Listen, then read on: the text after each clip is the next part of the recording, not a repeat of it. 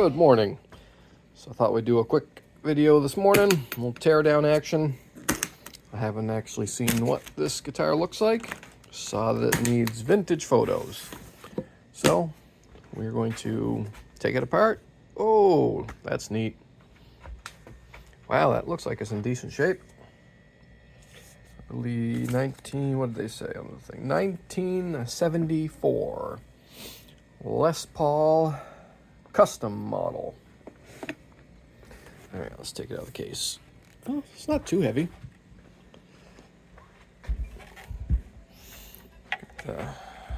Pancake body.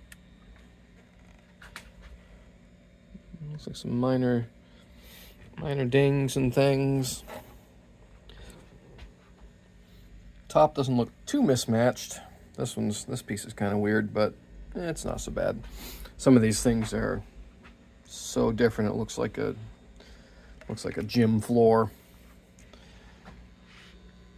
All right.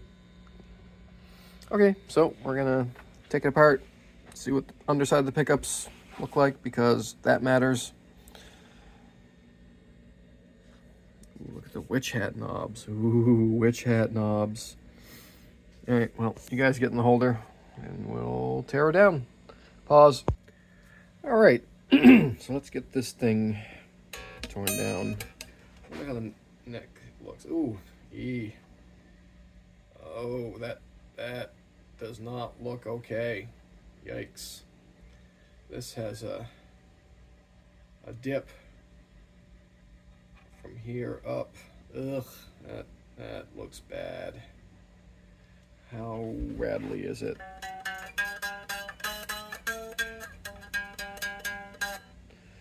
Yeah, and that action's, wow, really high. Ugh, that's not good. Let's set this at an actual playable action and see how it acts. I'm betting it's not going to be playable. Okay, that's still fairly high. Here, check it out. We'll do it at the 12. You guys see what's going on here? There we go. Move that a little bit. At the 12. Oh, it's about 2 millimeters, and we'll see what that is in freedom units. Yeah, 5/64 ish, maybe 16th between those two. And then we have 1/32. No. I was pressing it. 3/64 ish, and what we got in metric? 1.75, 1.5, around there. So that's on this side still not low action for a Les Paul custom with its tiny frets. You should be able to drop this. You should be able to drop the strings right to the board and play these things. Oh, look at that. That's not. I'm gonna pick up. These are the guitars that gave the 70s a bad rep, because this is routed wrong, or the ring is on wrong, so it's pressing up against one side or the other. That's why it doesn't sit level. Yeesh, bridge is bending forward. Oh man. Yeah, those studs are bent. That's cute. A lot of people will straighten them out and put another. That's what I'll probably do, is thread down another gold washer to the body, and it gives them some stability. Or I'll put in some new gold studs, and that'll probably work for a while. We'll see. Ugh, that's disappointing. Yeah. Yeah, I'm not playing that very hard at all. Let's see what's happening. Yeah, this is a dip right here. Oh, that stinks. That means that these frets got to come out, and we have to plane this board. That's a bummer. There's no way to. There's not enough. The dip is deeper than the height of these frets. Let's see if we can see it with a straight edge. Boo. Let's see if we can see it. Okay.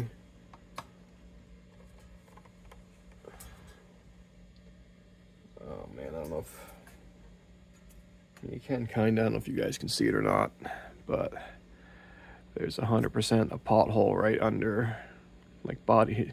Yeah, I guess you can see it kind of. Yep. Big old pothole right here. Well, options would be to, first of all, we're going to lose the nibs. I know, the nibs are always the first to go. But the options would be to just yank these frets, put in really tall frets, and take it out of the frets, which I don't think that's the best idea. This is a deep enough pothole that I'm not sure if these inlays will survive, or if I'll have to pull the inlays and sink them all in deeper. We might get close to some of those side dots, but the best way to do it is to pull them, plane it, make it as good as possible. Treble side's not as bad. There's a little bit of a flip up at the end of the board, but that's not, that could be dealt with. And it doesn't really bother either. A little plinky, but that could be taken out with a fret level. This is no good. All right, well, let's continue with our tear down. We can, or do we want to, you know,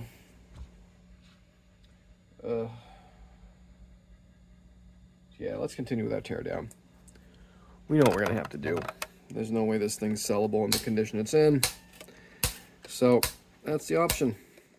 Fix it, make it right. By the way, that's 100% why this thing's in such good shape. Because it's never been played. Because it played terrible. Probably from day one.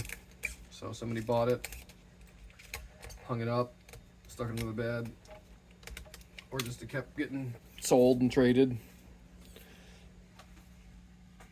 But yeah, this thing is not one of their better examples. Let's take this off. All right, ready? And incoming Bosch. Let's get this off. Okay. Let's see if the pick guard dented. Oh, no pick guard dent. Boy, this thing is in pretty good shape. All right. Let's take the back plates off before we take the pickups out. This barely, there's not even any buckle rash. This thing's never been played. Guaranteed, because that crappy neck. Does look cool though.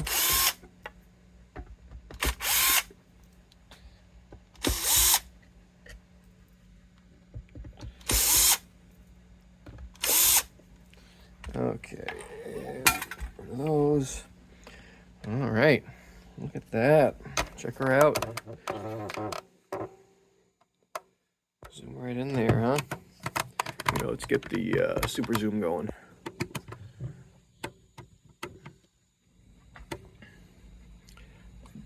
I doubt if that thing's, if those have ever seen daylight before. I don't think so. Everything looks pretty original in there. What do you think? Yeah? Well, that's neat. This might have been, that one may have been resoldered, or they just hit it twice at the factory, maybe. All right, well, definitely looks old. Let's get those pots cleaned up so they can take pictures when they need to. They get all that surface oxidation, and plus it's good to just give them a drink of deoxit anyway. They've been sitting that long. Almost out of deoxit. Oh no.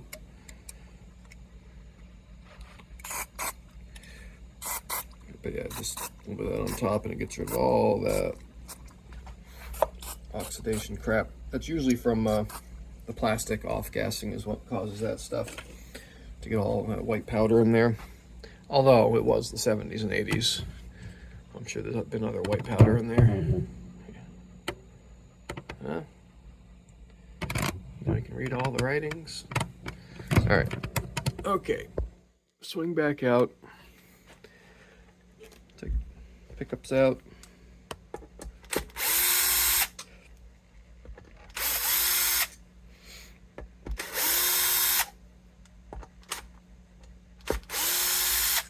Well, this is definitely one of the cleanest of these I've ever seen. It's too bad it's because it plays terrible. All right, what do we got? What are we thinking? Thinking, are these Shaws, T-tops? What do we got? I don't know what kind those are. They have the metal stamp number. I think these are the same pickups that are in my custom. I think. Are these Shaws?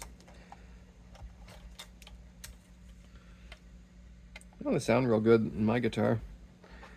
Not that humbuckers sound much different from one another, but there's always those teeny tiny little variances, right? That routing. 70s quality there. Look at that. Look at those weird not round holes. All right, so why is this thing not sitting correctly? So, what? Why? Oh,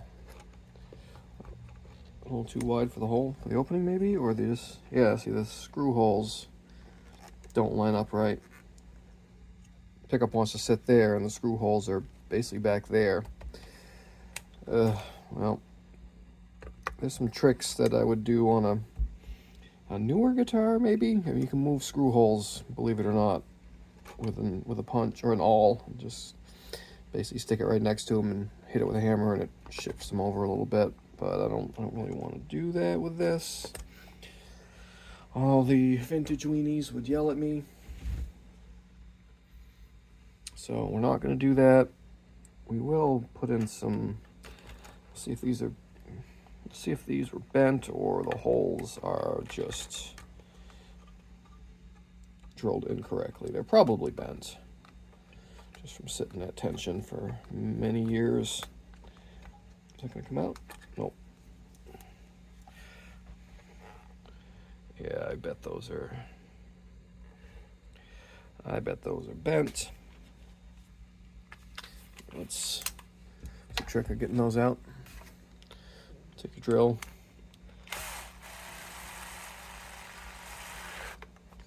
And just chuck it onto them. Just like that. It takes them right out. Yep, look at that wobble. Wobble. Wobbly wobbly. Alright, we'll pull those both out anyway. I have some of these, and I'll put them in the case. They can have them. Pull this one out too. There you go, huh? That one's not as bad, but we'll swap it with the one that is not bad at all. Okay, and that'll let us, when I'm done, I'll buff this thing out and I'll just give us some extra surface area, less things in the way. All right, so what are we gonna do now on this thing? Guess we'll get it prepped for the refret that's gonna need. Yuck. All right.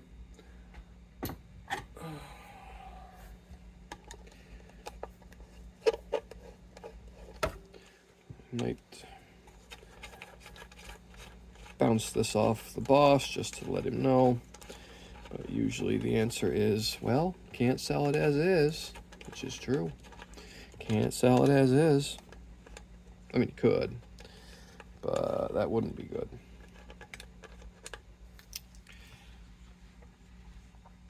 So we're gonna, nope, I need my screwdriver back.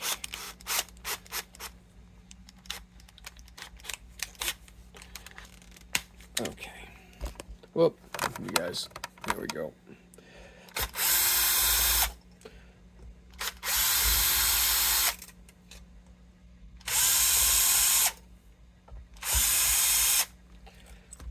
Rid of these.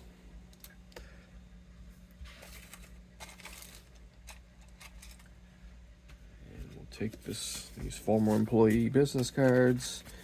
Are now only useful as glue spreaders and shims, and in this case, pickup wedges. Oh, that's, wow, those are tight cavities. So you have a very tight cavity. But this is what I do here. Just keep them from rattling, and I'll also put some tape down, but that just keeps them nice and snug. This prevents things from, wow, no wonder those things aren't setting correctly. They don't give you any extra space in there. And that's a little extra insurance if I bump something with a file. I'm not going to put tape down yet. Or will I? Do I want to start this project now? I don't know if I want to start this project just yet.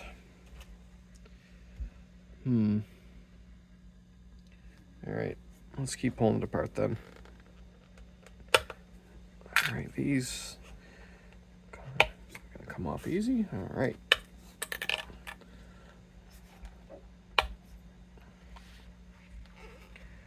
We don't necessarily need to take those off right now. We'll leave that where it is. When I buff it out, I'll take all this other stuff off. I might as well take this off though. It'll be in the way of the refretting.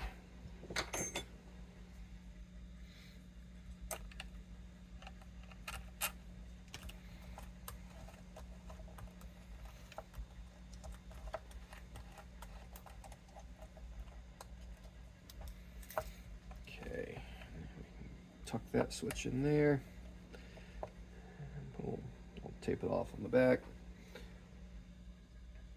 We're also going to have to take off, oh, that nut looks like it's set sideways anyway, so. Alright, let's take this off. Oh, you guys aren't seeing that. I'm just taking the truss rod cover off. There it is. Let's swing out a little bit.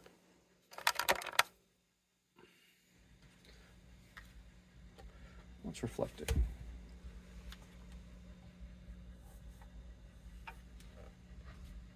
All right. Oh, it's that. I see. That's the weird reflection.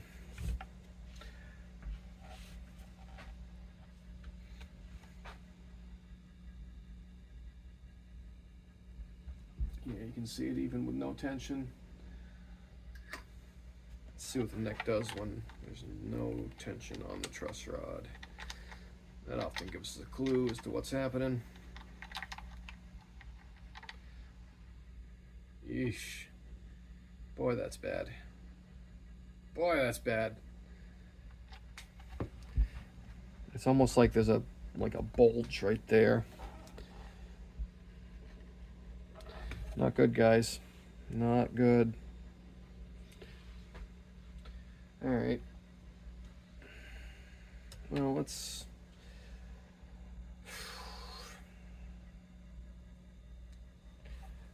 Hold on. Let me think about what we're gonna do here. Hold on. Pause. All right. We're gonna bag up parts, and we're gonna save this one for a little later as far as the full refret goes, because we want to get a bunch of these guitars that need to be photographed out of our repair shelves. Because a lot of them don't need much more than just string change and a quick cleanup. So I was hoping this thing would need, but no. Here we are. So let's pack up our parts. This is going to be a, oh boy, probably a 4-hour refret. Maybe, depends on how these inlays act and how close I can get it. If I have to pull inlays and redo that, then that just adds a lot more time. I already have a Les Paul Custom that needs inlays, but that one needs a whole new board. I gotta get that done also, because it's been here a while. I'm just waiting for it, patiently. So, all the stuff. Except for the pick guard. Oh, of course not. Of course not.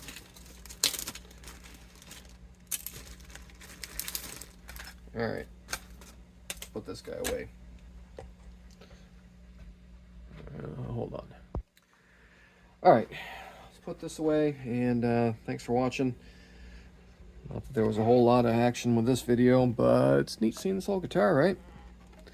And do the subscribe thing. It helps. Yeah, we'll catch you guys later. See ya.